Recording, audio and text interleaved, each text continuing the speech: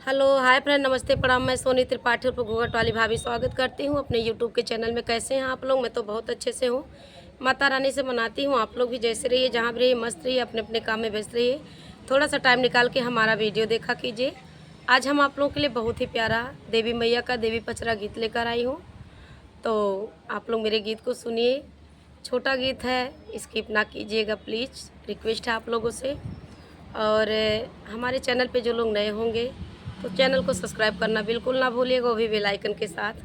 बेल icon दबा दीजिएगा ताकि जैसे ही मैं अपना गाना अपने चैनल पे डालूँ तो सबसे पहले आप लोगों के पास पहुँचे हमारा वीडियो।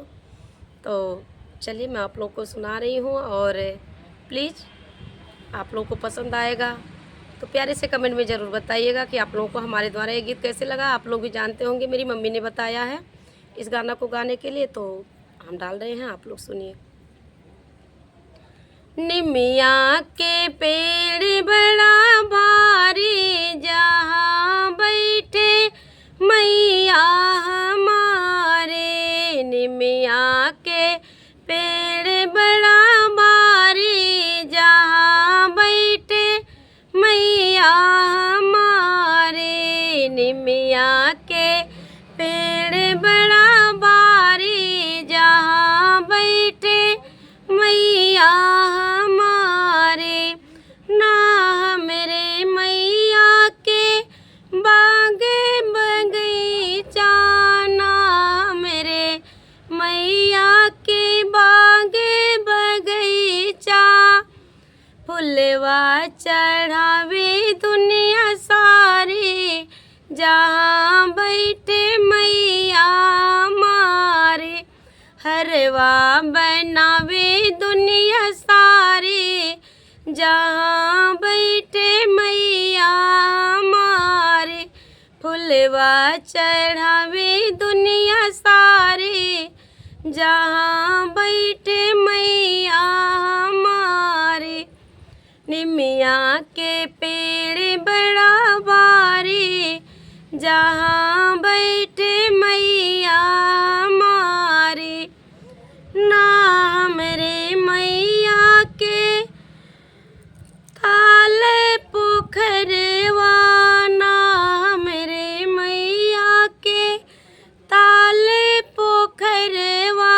ताले पोखरवा हो ताले पोखरवा, ना मेरे मैया के ताले पोखरवा। जलवा चढ़ावे दुनिया सारी, जहाँ बैठे मैया हमारे।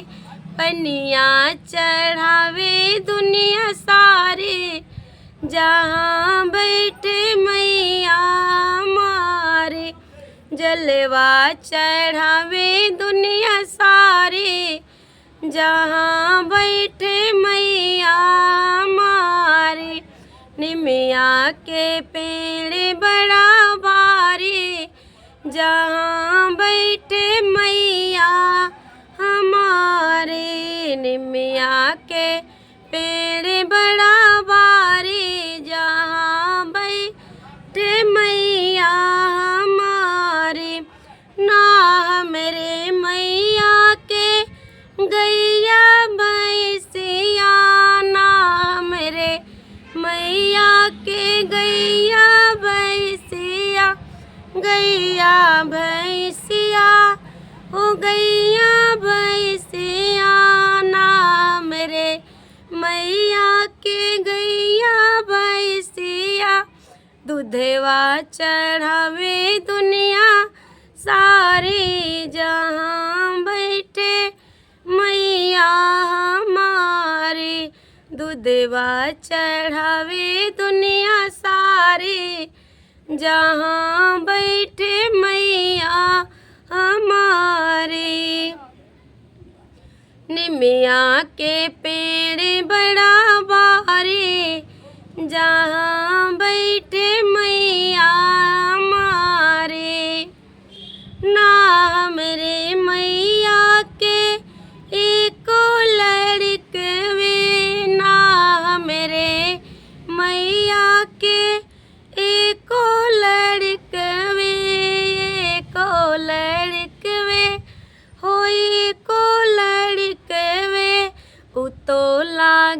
सबकी महतारे, जहाँ बैठे मैया हमारे। तो लागे सबकी महतारे, जहाँ बैठे मैया हमारे। उनके बोले जगे महतारे, जहाँ बैठे मैया हमारे। निमिया के पेड़ बड़ा भारे, जहाँ बैठे मैया हमारे। निमिया के पेड़ बड़ा भारे, जहाँ बैठे मैया हमारे। आप लोग बताइएगा कि आप लोगों को हमारा ये माता जी का देवी पचरा गीत, भजन, देवी गीत जो भी आप लोग इसको समझिए कैसे लगा। और प्लीज़ एक बार फिर कह रहे हो कि प्यारे से कमेंट में ज़रूर बताइएगा कि आप लोगों को हमारा ये गीत कैसे लगा। फिर मिलती हूँ नेक्स्ट वीडियो में। गीत मुझे गाने में बहुत प्रॉब्लम हो रही है क्योंकि गला भी हमारा ठीक नहीं हुआ है। तो आप लोग से रिक्वेस्ट है, प्लीज़ आप लोग मेरा सपोर्ट कीजिए, मुझे आगे बढ़ाइए। जैसे यहाँ तक लाए हैं आगे भी हमारे साथ रहिए। जय माता दी, राधे राधे, जय श्री कृष्णा।